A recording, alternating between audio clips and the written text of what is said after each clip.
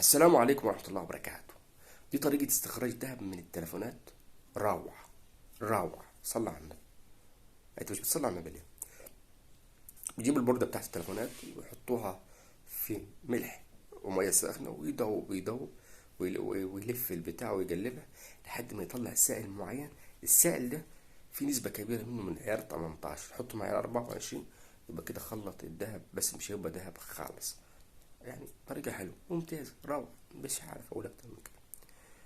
آه، دي بقى كده فرم فواكه ضخمة. مش بيجيب الخيار الكبير ويجيب كذا فواكه. دي بيعملوا بيها العلف للبهايم والحاجات زي كده. بس ممتازة الصراحة، يعني اللهم صل على النبي. روعة. دي تعبئة كتاكيت في المصنع. شايفين بيعبوا الكتاكيت في المصنع ازاي؟ بس بس مش حلو، مش عاجباني. انا مش عاجباني، مش حلوة، مش حابب الموضوع ده الصراحة. بس صلى على النبي احسن.